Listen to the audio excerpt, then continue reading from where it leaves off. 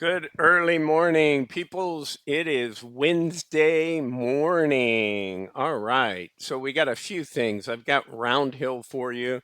We've got the actuals coming out, probably in an hour or so from Yield Max. Let me check.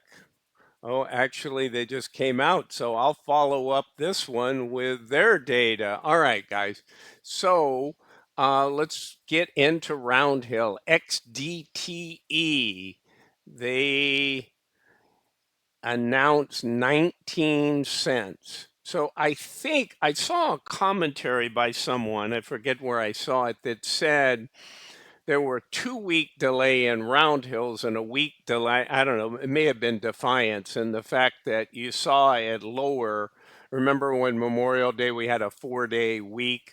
So that's what I think happened, and Roundhill is delayed. Don't hold me to that. It's logical because these are clearly lower, and last week wasn't the short week, or was it? Boy, you get, let me look on my calendar.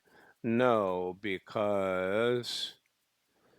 So anyway, you get the gist. You're going to get it sometimes, and all of these are down, even including Ybtc, which I'm going to get to. So you have 19 cents, 22.93% yield. Current price is 43.81. Let's roll on.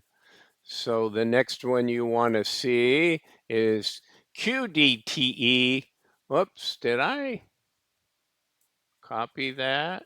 19.32257. Hold on. Yep.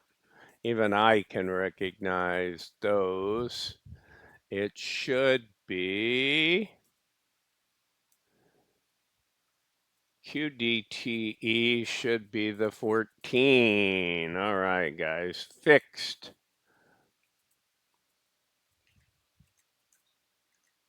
Okay, 14.50, 21% yield.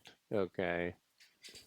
And let's now move to, whoops, boy, this is, let me start over. XDTE is the 19.3257. Let me just make sure. And then QDTE is the 14.5807. It should be 13.4.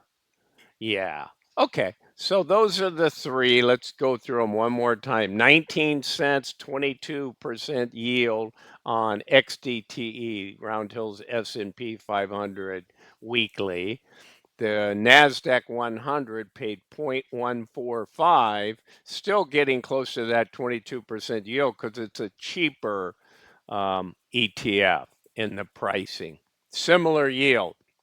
And then we get down to RDTE, the Russell 2000, little bit even lower yield. This is they're typically a higher yielder than both of the other two, although there's times they haven't, and they've declined a lot. Whereas the other funds over the last 4 weeks, say for instance, they have 4, 5, 6 up days, right?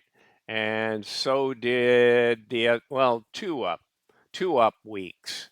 Okay, so that's what I got on the three funds. XPay doesn't really come into play.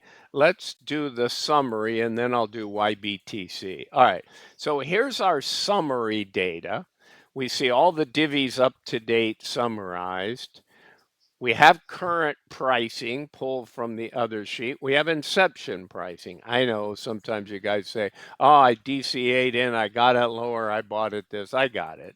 Can't do every price, right? I got to use something. So this is a pretty fair representation. Remember, market swings up, market swings down. Remember when we were down, and after that February 19, February 20 high, this got pretty ugly. Total returns almost weren't positive as we went down and bottomed in March. Now we've risen back up within 95, 97%. Depends on the index, right?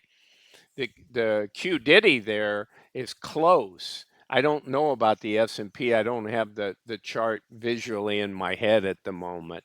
So we got a 15% total return on XDTE, an 18.91% on QDTE. So that total return is winning. And then RDT 10%. I've talked about it in the past remember this guy lags way behind. Look at Dave's own. So they launched these and then they came along 3 months and a week and launched this. And when this guy first started, it was like the total gain, it had a NAV gain, it had the highest percentage paying. Well, now it it's not.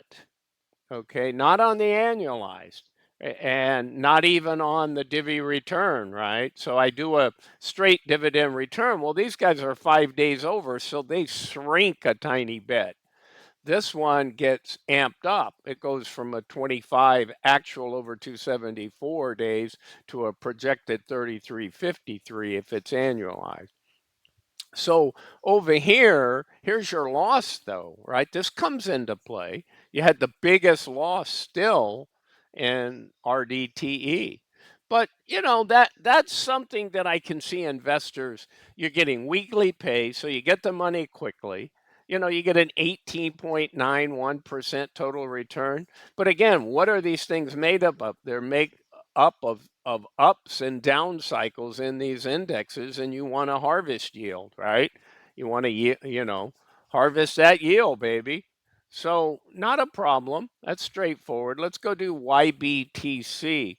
I made sure I updated all of the other indexes. And let me give you a couple nuances. So again, low yield, right? Normally well, you had a 20, look at this, 47, 57, 55, 31, 28, 250s, 40, 35. So in order to drop to 22, that was low.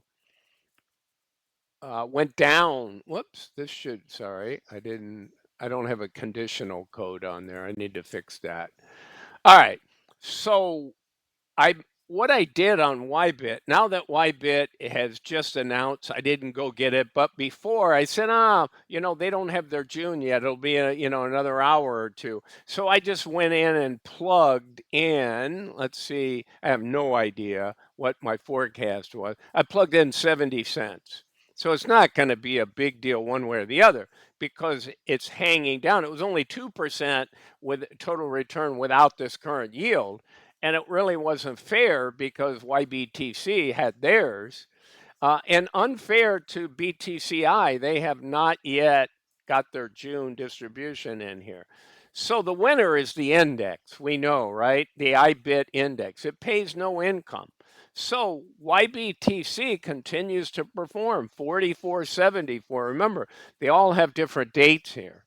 I should and could make them all the exact same date. And I'll consider that, especially when you have the length of time involved.